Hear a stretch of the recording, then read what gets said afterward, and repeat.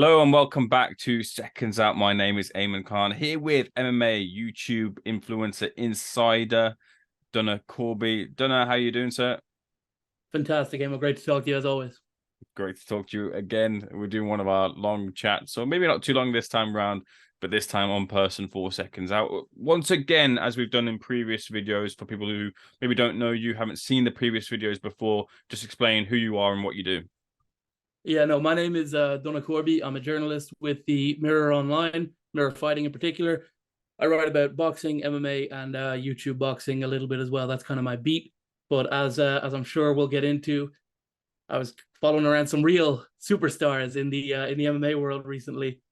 So I really cover it all, but mainly YouTube boxing. We'll hold that thought for a moment. You might have to eat a little bit of crow here, Donagh, as the Americans would say. It's happening. It seems Jake Paul versus Tommy Fury. It's a few days away now. You know, I'm surprised you had me back on because my first one, the headline is, yeah, I think they're going to go for Tyron Woodley or Joe Fournier for KSI. And then the next one is, there's no way Jake and Tommy's going to happen. So I've been wrong on both of these. So yeah, yes, I will have to eat some crow. Yeah. Right then, so when Jake came over for the face-off on the Batubia versus Yard card, they did a press conference. BT Sports or Frank Warren Queensbury Promotions did, and I'd managed to get in a couple of questions. And the one question that I'd asked him, which I thought was quite pertinent, which has come out, which is Jake Paul has on his side a rematch clause inserted. What do you know about that, and what's the feeling around that, considering the rematch clause on one specific side might be quite interesting? Yeah, no, well, of course, if Jake wins, he moves on. I don't think there's any appetite to see this thing again. There isn't that much appetite. Well, no, there is appetite to see it. But after the whole last couple of years, if Jake just goes and wins, he's the bookie's favorite. I know people don't like him and they would rather Tommy won. But yeah, I think it makes a lot of sense. You know, the A side in these fights generally tends to get a rematch clause. And I would imagine no matter what the result, even if Jake got brutally knocked out in the first round, I would think he would exercise that rematch clause too. I watched your interview on All Out Fighting with John Fury, and you kind of alluded to how much Tommy was getting paid. Can you tell me what the figures are for both fighters coming into this fight? It's in the Middle East, so you'd imagine there's quite a lot there being given out to both fighters. Yeah, so if people recall, there was at one point an offer from Jake to do this in Manchester a week earlier, and that was going to be considerably less money. Prior to that, there had been an offer of $2.5 million, kind of made public. I think that it's probably in that region for Tommy, and then Jake tends to make in the region of 10 million, which is, 8 figures, and that would put it at around a 75-25 split. The Saudis paying considerably less for this fight than they would have for the last two that they've brought over. They've had other events there before, but in terms of major events where they, build an arena and all of that, it's considerably cheaper, but it's probably going to attract similar media interest, or at least if it's like, I don't know how much they paid AJ and Usyk, but it's in like considerably more than that. And they probably, like, let's say AJ Usyk was 50 million between the main event, right? And they've spent 12 million for this one. They're probably getting more than 25% of the return on that investment. You know what I'm saying? Like, it's not that big of a difference, probably closer to 30, 40, something like that. So yeah, in the region of 8 figures for Jake, maybe a small bit less, and then 2.5 million for Tommy is the number that's out there. I haven't heard any more on that behind the scenes, except to say that's probably accurate. Where does Mike Perry figure into this? Has he flown over as well as a backup option in case something happens, maybe on either side, but specifically more so on Tommy Fury's side? But is he over there right now? That is a great question, and I'm not 100% sure of the answer to it, but I know that Mike has been very publicly named the backup opponent. A lot of people have come out in support of him being the main opponent. Chael Sonnen famously kind of saying, Tommy's pulled out twice. He missed the launch press conference that should have brought Mike Perry right in. I believe the deadline has passed for Mike to step in. I think they would be in some fierce trouble if at this point, with Tommy already there doing promotion, I think they would be in big trouble if he were to pull out at this stage. And despite what I said last week, or the last time we were talking, I don't think he's going to pull out. I think it's probably going to happen now. Although now that I've said that, it's almost certainly not going to happen. So no, it's definitely not happening. Donagh Corby administering the kiss of death on certain predictions. Tell me though, should Jake Paul lose, which he's not planning to do, Does it kill the KSI fight, excuse me, dead completely? I've talked to a few people about this. I think it makes it bigger because right now, like as an athletic contest, it's a tough sell. You've got a guy who's like a legitimate boxer, who's 6-0 as a professional, who just beat Anderson Silva. Prior to that, he knocked out Tyron Woodley viciously, went 8 rounds at Woodley. He's been 8 rounds twice. Like, I just don't see that fight being all that competitive. So if he loses, all of a sudden, then maybe he, becomes human to the YouTube boxing fans. And I think that there will always be interest in KSI and Jake, even if one of them takes a 3-year break from the ring, even if one of them loses. I think it's just like I still haven't seen anything from KSI. Even in that last one, I wasn't super impressed. And I think, no, I was impressed with the power. I was impressed with his ability to finish. I was impressed with his little bit of technique, but I still think it's not a super competitive fight. So Jake losing might actually help it, if anything. Although KSI keeps claiming, "Oh yeah, I'm going to do Tommy Fury and I'll fight Tommy if Jake loses and all this stuff." I don't think KSI's people, after the amount of cancellations they've had, will want to get into business with Tommy Fury anytime soon. Now, when we last spoke as well, you kind of mentioned that someone who had been floated an offer to maybe have an exhibition with Floyd Mayweather was Carl Froch, which kind of lends a bit of credence now to maybe Carl stepping into this scene, considering that Jake Paul and Carl Froch have had this back and forth, and it seems to maybe be that we could eventually down the line get Jake Paul and Carl Froch going toe to toe at some point. How real are these kind of talks with Froch being with Mayweather, or him kind of stepping over to this side too? So with Mayweather, it was never like, some people have asked me about this. It was never like on the table. It was just what the promoters who were initially brought the event, they had said, like, if we had a dream scenario, wouldn't it be amazing to do Mayweather and Carl Froch? That was it. Like, Mayweather had never any interest in it. Carl Froch wasn't like training or anything. I think he looks pretty good, but I think this is a little bit more realistic. Probably the next natural kind of evolution for Jake, if he's not going to go straight into MMA, is like if he beats Tommy, will there be that much interest in Nate Diaz? You'd have to think if he beats Tommy, he probably beats Nate Diaz pretty comfortably. And then, KSI, yeah, that'll be a fun little side thing. But that's like, I continuously reference this. People don't like this. KSI's people really hate when I talk like this, but it's a side project. It's not a major, like, Jake could start his MMA camp and do it entirely and pretty much do some MMA striking, but otherwise just jiu-jitsu and wrestling, and probably still beat KSI. So that's like a little side thing. And if he's going to be serious about boxing, he would fight like proper boxers. I think what makes sense is now for the next step to be like, okay, I'll fight like a high level boxer, but a really old one. Because that's kind of what he did with the MMA guys. And Carl Froch isn't really old. Carl Froch can probably still go. He retired at a good age with, a lot of his faculties. So I would have to think that people would probably favor Carl Froch if they were to fight. And for that reason, it's probably something that they will look at, but they're pretty laser focused on getting Tommy out of the way first.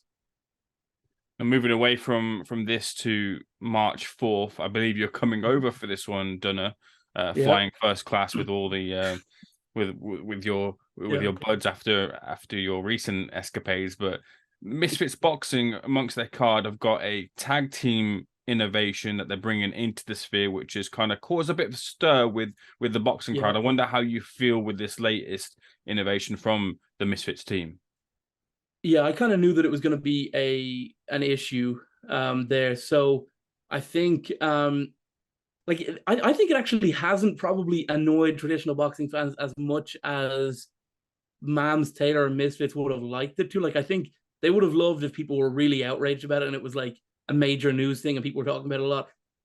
Unfortunately, one of the tag teams pulled out, so they're getting new guys in at the moment, and that's going to be a problem as well. So yeah, I think if it'll still be big, it'll still like once the Jake thing is over and boxing fans are looking for their next thing to be annoyed about, they've got one right next weekend on March 4th in Telford.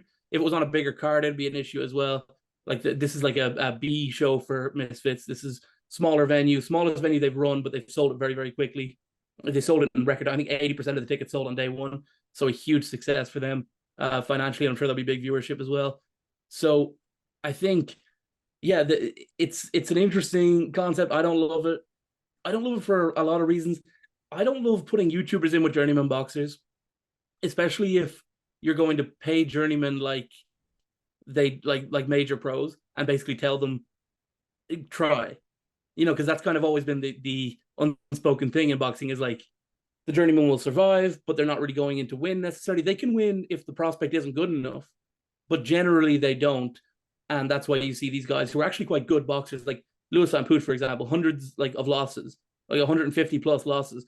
He would smoke pretty much anyone in that weight in influencer boxing, right? Like if you were to tell him go out there, like here's 2 months to train, have a training camp, and we'll pay you 30 grand. He would smoke any of these guys. He's a very good boxer, and I think that this Pineda guy evidently knows what he's doing. Like he got beat up by KSI, he's a lot bigger. He kind of was brought in late notice, but when he had any time to train, I mean, you saw him in that last one. B-Dave's not terrible. Like you'll see it now when he's against influencers at his own level. Luis Pineda's like he's not a joke, despite the way he acts and stuff. But I think it's fascinating. I don't love Pineda being involved against, like, I would have really hated to see him with Stromedy or Austin Springs, very low level influencer boxers, not the lowest level. They like Stromedy and Austin had a decent little fight, but they haven't fought in a year. They don't train super hard. Stromedy's been on holiday, so I think whoever they find next, they're talking about Churdleys, which would be a disaster as well. I would hate that. They are talking about Ice Poseidon, who's a little bit better than Churdleys, but still not great. Still lost to Brandon Buckingham in the first round. Like two guys who got knocked out in the first round, fighting a guy who's way better than either of the opponents they fought. Like Pineda is better than Brandon Buckingham. He's better than Jay Swingler. So it'll be interesting. I think if they let B-Dave take the reins and let Pineda kind of do the sideshow fun stuff, it won't be as bad. But I think that Pineda could cause some serious damage to these influencers. And that's kind of what I'm more concerned about than the tag team thing, which is just a bit of silliness, It's not like it's not really boxing, but it adds to the fun of Misfits, and they're trying something a little different. And I think Mams Taylor's been pretty open about it. He's like, look, if this doesn't work, if this is crap and everyone hates it, it's not going to stick around for the next Misfits, Where do we stand then right now on KSI's potential opponent? Last time we spoke, again, alluding to our conversation before, Joe Fournier was maybe the option at that point.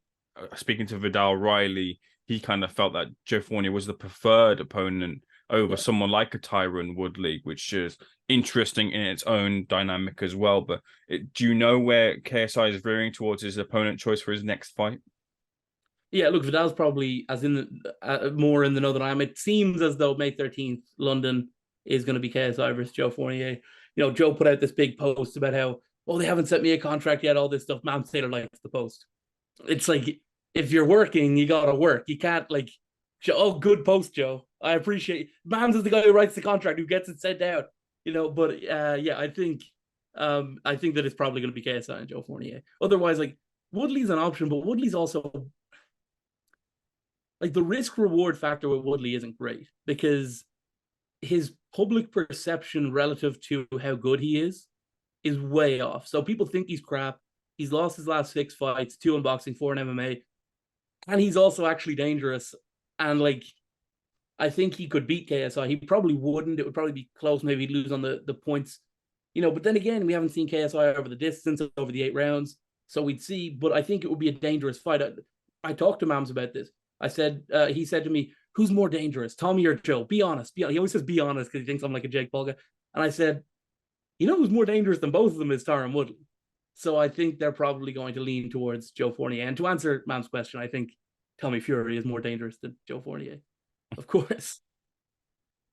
I saw as well, there's a card over in America. It's Idubbz versus potential one-time KSI opponent Alex Wasabi. I also noted as well that they've got a little bit of a twist to this, which may kind of placate to more of the hardcore boxing fans, which they do this for. There's a bit more of a charity element involved. I wonder if you felt that this was maybe the right way to approach these things, and also in terms of this creator clash in the list or rankings, if you were to rank them between your Misfits and Kingpin and other such promotions of that, like, where do they kind of rank in that sphere? Yeah, well, Creator Clash, they do these charity events once a year. Idubbz will headline. I think that'll be a continuing thing. I think he'll fight multiple times. look, they do something totally different. They've got all these kind of different guys, very few people who've been on Misfits before, very few people who've kind of been out before. I think Wasabi and Dakota Olave are the only two. That's the first fight of the night and the last fight of the night. Are the only two who fought on anything other than Creator Clash before. A lot of debuts, lots of people who lost coming back, some people who won coming back, some people who won have gone off and done other things. I think it's amazing. It's definitely what influencer boxing kind of should be. It harkens back to the old days of KSI Joe Weller, KSI Logan Paul. Like, it's kind of white collar, it's kind of fun, and it's a huge. If they were making money off it, if it weren't a charity thing, it would be a huge commercial success. They've already sold out more than their last arena's capacity. I would think it's going to be a huge sellout. Anissa Joma, Ian's wife, can't box. I believe she has a physical. I think like some I could be wrong here, so don't quote me on it. But I think some sort of a concussion type thing where she can't box, even though she actually seems to be a bit of a mover. Like, she seems like she's got something when you see her on the pads in the bag and stuff. So she does an amazing job promoting. Ian promotes, but he's also the fighter, and he also trains a lot. She trains with him as well, but I think that she's kind of the driving force behind it. So yeah, it's very exciting. They've got some really good fights on there. They've got some really fascinating matchups. I think that main event is really cool. Both of them coming back down to their natural weights, 168 super middle. So yeah, in terms of ranking it compared to other promotions, it's tough because Misfits like are committed to a lot of shows. So they've got to find a lot of influencers, do a lot of fights. Misfits find themselves in a tough spot. They've got a TV deal, all this stuff. So it's kind of incomparable. Like, Misfits kind of stands on its own. I would say that having been to Creator Clash, I wasn't that Kingpin, but having been to Creator Clash, I would say it's probably, it could be the best show. I mean, there's been some good Misfits, though. I wouldn't count the Jake Paul shows as that. But yeah, Misfits shows are good, but I think Creator Clash was something special last year, and I think it'll be something special again this year. It's a little bit different, though. Now, we alluded to at the start, you were rubbing shoulders with some of the greats over in Ireland. You had another one of your conversations with Conor McGregor, who was meeting with Eddie Hearn. There's a mesh of the two or three different worlds there, I guess. But yeah, you spoke to Conor McGregor. There's this feeling that he might end up sponsoring this 500,000, $500,000 hole to get Katie Taylor this homecoming she deserves. Is it on that track, Donagh? No, so the May fight is 3 Arena 100%. There's no way they could get Croke Park booked, even if Conor showed up and wrote Eddie a blank check and said, you can put 2 million into this if you want. It just couldn't be done. At this point, 3 Arena is where we're going. So I think that he's going to be in some way involved in the promotion. What he said to me was, I'm going to support the show. So supporting the show could mean all sorts of things. It could mean what he did last year, which is that he sat at home and he watched it and he tweeted about how great Katie was. And he tweeted about what a weirdo Jake Paul looked like. That's what, supporting the show was last year. It could be that. It's a very vague thing, but he seemed to believe there was some sort of a deal going to be done with Eddie. When I asked him, when's the deal with Eddie going to be done? He said, when's it going to be announced? He said, when it's done, which implies there is one. So yeah, these are not deep conversations I have with Conor. They're very much, one question, two question type things, but he was very giving with his time there. And yeah, I think, he's going to be in some way involved. I believe that Jake is quite passionate. People wouldn't necessarily believe this, but Jake is quite passionate about Amanda's career. And I believe that he views it as a completely different thing to his boxing career, in the sense that, like, he would prefer there was less of the Jake Paul silliness around Amanda, as little as possible. Do you know do you get what I'm saying? Like, he would prefer if she was treated, and Katie as well by extension, but particularly Amanda, was treated as the serious multiple weight world champion that she is. Like, she is women's boxing's Manny Pacquiao, and Katie Taylor really is in a lot of ways Floyd Mayweather in that sense. Obviously nothing like that personality wise, but yeah, I think that Jake wants there to be no silliness, and I don't think, he would love to have a face-to-face confrontation with Conor, but I think he would love for it to not overshadow Amanda's fight with Katie either. So, yeah, we'll see what happens there. But I would think that Conor will be in some way involved, if not in this one in May, then definitely the September one, which Eddie seems to think is going to be against Chantel Cameron. Not if Amanda Serrano wins. Then it might be the homecoming in Croke Park and the trilogy, which I think would be amazing. But I would never root against Katie Taylor. I keep my finger on the pulse a little bit, but not as much as in MMA terms, but not as much as you do. And you told me a few days ago that Conor McGregor is returning and is returning at super middleweight. So I put that to Eddie Hearn. I said, you surely didn't have a conversation with Conor McGregor that didn't veer into talking about maybe potentially promoting him in boxing, considering you're returning around that weight and you have Canelo Alvarez, who you sometimes or often now is the case represent too. Could that be something that's made in the future? Now, Eddie did his thing and didn't quite answer the question there, but I feel like, Yeah. Potentially that's something that Conor, I think he's always floated around, wants the money, wants big fights, and there's no bigger fight than that, I could imagine. Yeah, you're right. I mean, there's very few fights that would be that big. I guess if Khabib came back, that would be big in MMA. But in terms of boxing, Pacquiao's kind of done now. Floyd's very much devalued his name as a pay-per-view draw with these exhibitions. Like, it's crazy. Do you remember how big Mayweather versus McGregor was? It was so big. And then you were in Dubai at Mayweather Deji.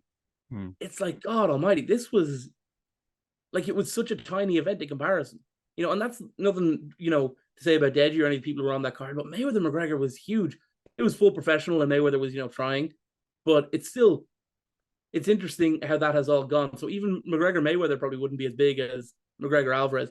But what Conor would also need to do is get back to being the superstar that he was, like, in the ring. He's not as beloved as he used to be.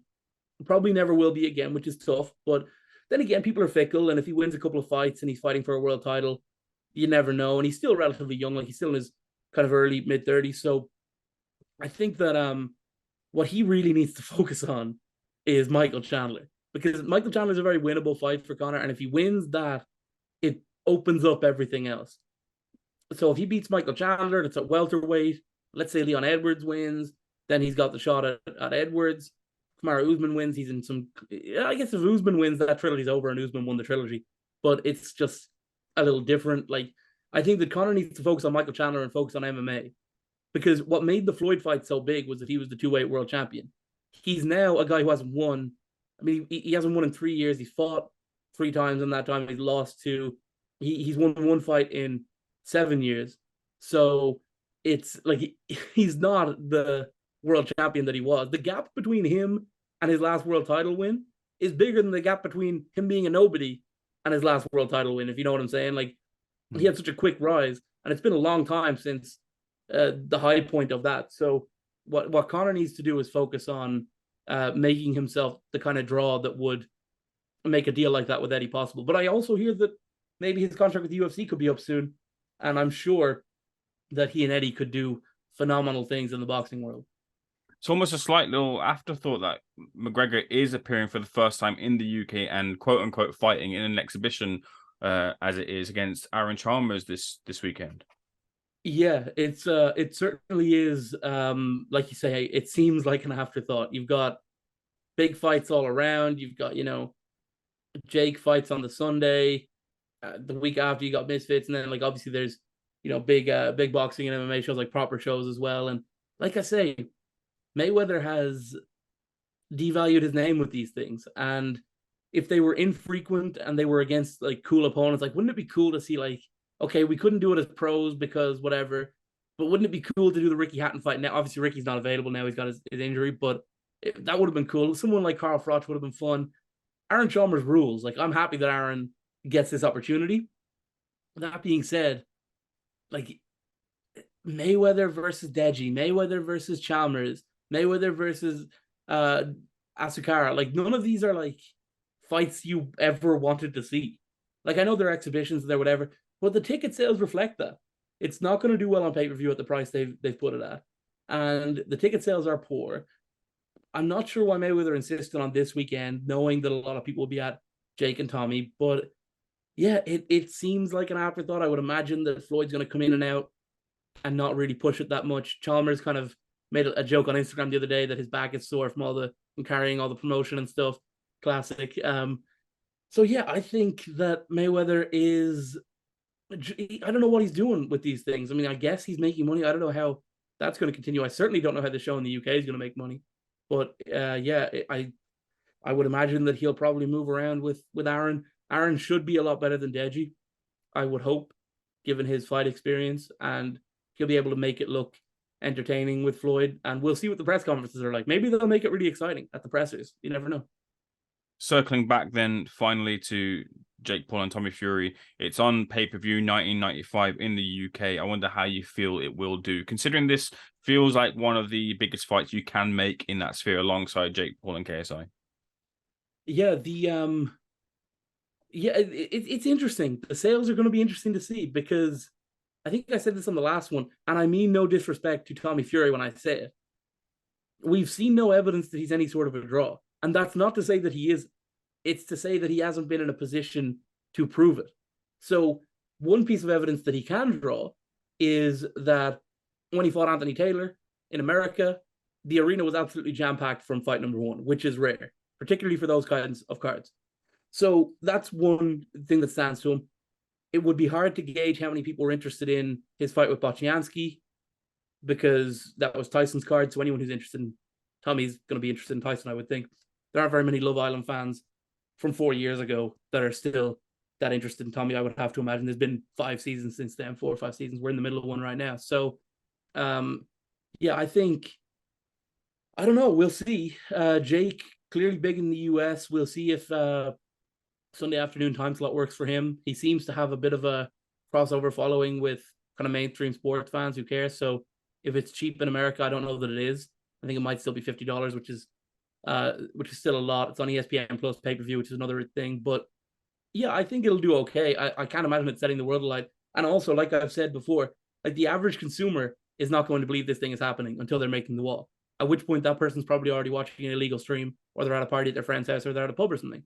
So yeah, I hope it does well on pay-per-view, because they both deserve it. But we'll see what happens. Also, kind of a low-key fight week. There's no open workout. It's just going to be a press conference Thursday, day off of promotion on Friday, which is historically doesn't really work out too well, and then Saturday weigh-in. So yeah, we'll see how it sells. But I if I were asked to predict, I would think there's not a great deal of evidence that it'll do all that well.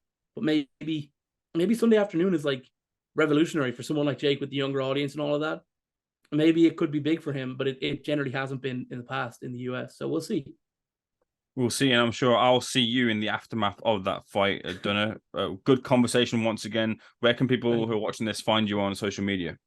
Yeah, for sure. Thank you very much for having me. At Donagh Corby, DONAGHCORBY _ on Twitter, no underscore on Instagram, and then Mirror Fighting all across Facebook, Instagram, Twitter, or not Instagram actually, Facebook, Twitter, YouTube, TikTok, which we're growing as well.